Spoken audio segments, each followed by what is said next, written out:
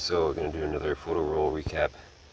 So first of all, today I need to make a post about the photo shoot that happened last month, and so I'm gonna be probably working on that for a while today, trying to make a whole bunch of collages like this so that I can put them all together in a reel on Instagram. Reels seem like they reach way more people than normal posts do. Normal posts only reach your followers, whereas Reel go out and reach a lot of people. So I'm gonna try and make a reel about that. I was at my friend Asa's house yesterday hanging out.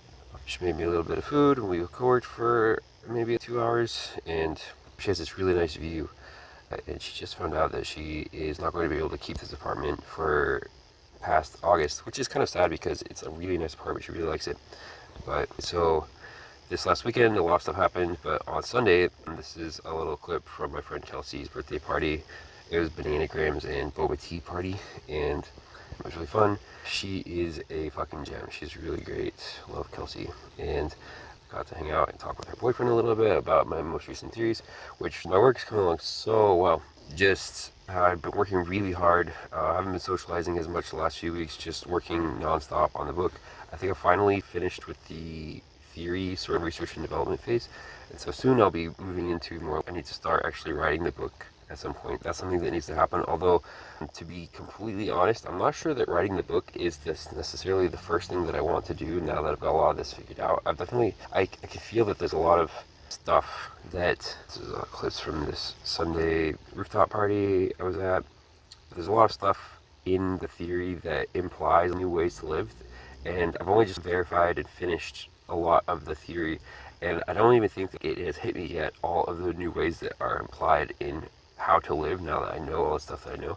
I'm still working on organizing it and making it presentable, making it easy to understand by other people, and also there's a lot of stuff that ties into each other that isn't done yet, so there's a lot of work to do still, but I'm really excited with how it's going. Anyways, I went to this party on Sunday. It was really fun. It was a rooftop party with some friends there, and I met a lot of people. And I've just been having a lot of fun going to parties recently, especially since I've figured out, I think I finally ironed out the ethics theory. I don't think I have necessarily substantiated all of it, but I think I have a vibe for how it works end to end. And also, I think I have sort of verified that the vibe is real and that it works. So that's really good. Pictures of me wearing my friend Vibe Have, I think is his name.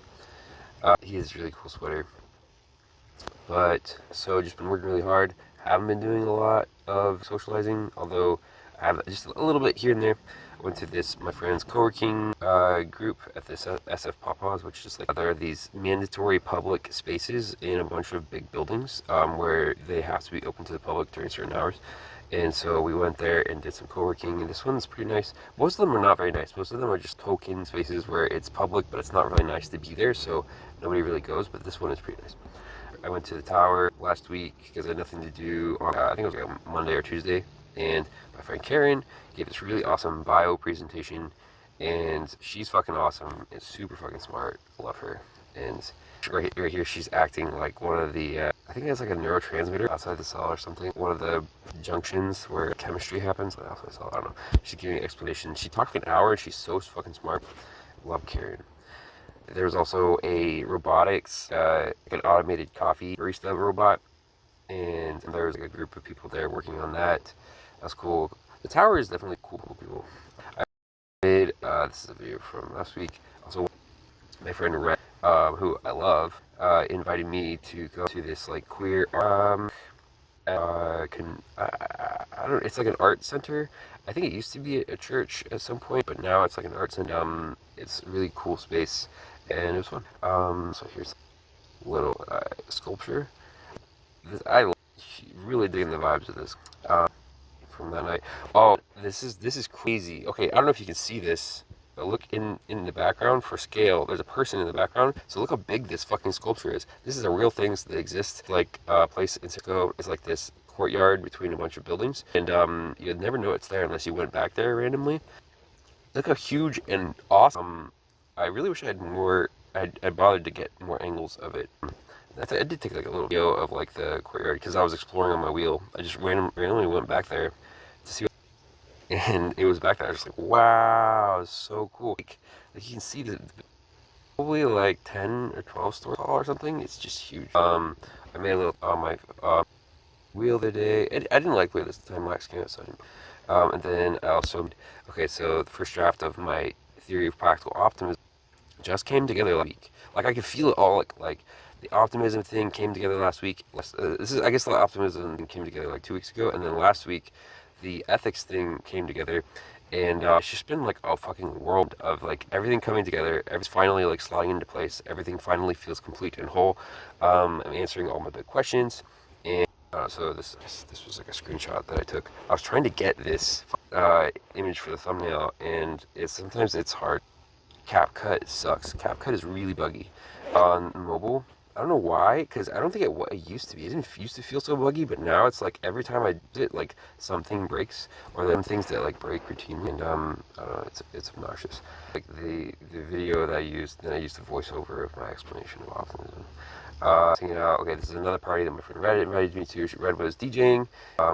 Made some friends there. That was a fun party. It was a clothing swap. Sweater. I took a sweater. It's gonna be like a cozy at-home sweater. It's too big, but it's really soft inside, so I'm gonna use it at home. And then there's also on Valencia Street that like Valencia was blocked off, and for like honestly like 10 streets or something. And I took a video going through. This is like, now that I've got like the ethics stuff worked out, it kind of implies that there are a lot of situations. I used to like really lean on events and parties and stuff like that in order to have something to do. And now I have this sort of like feeling like freedom. Now that I got the ethics stuff figured out, like I feel like freedom, like I can just go anywhere and talk with anyone, and I know how to touch anyone and talk and make conversation. I'm still working on like how to and explain. I can feel it. I can feel that I can do it, and so it's really changing like the way that I leave like society. I feel like before I started this project, I used to feel sort of like trapped, really isolated, and also just like anytime I left a social event, I had this feeling like I was leaving the warmth and going back out into the cold, because I didn't know where my next social opportunities were going to come from, because I had to basically go to it's like this, I haven't even fully grokked what it means, but it's just different now. Like I don't have this same problem. It's crazy exciting. Yeah, more to come on the explanations in and also I think I might start like busking soon. Like I might go to the boardwalk or something, handing out flyers, sure, and like trying to spread the word about my work, but also I maybe trying to do like small performances or something. Maybe like I'll get a body cam and like just film my interactions with people, just like try and talk to a lot of people and film it, like do voiceover explaining like the mechanics of how I'm talking to people. I might do something like that. I don't know. There's a lot of that are like roiling around in my mind. I don't know. It definitely feels like writing the book doesn't feel like the right move, because I feel like there's ways that I can leverage this information for myself to make my life better. That the book will just delay. So I'm not even sure if I definitely do want to explain and substantiate everything so that I can explain it if I need to. And maybe that'll be a big part of being able to get started as an influencer. But that's I'm not sure that the right, like even the right monetization vector is just like a really big. And I feel like the most powerful parts of me working on this were being able to use it, not being able to explain it. This is more footage of me taking it just like slowly block party, that same block party. I really like that feature on camera. Like I use it all the time now. It's really fun to like just show what I'm. This is okay. I think I made a collage. So this guy Zach at Nosebridge made some cool stencils to paint shirts, and I don't like the color of the paint he's using here, but the stencils themselves came out fucking awesome. Kind of impressed. Slash. Oh yeah, this was like me also again trying to use it, get a thumbnail for one of the videos I posted. Fucking CapCut doesn't work. This is another time lapse. Oh, the review of the master video that I made. Love my unicycle for sure.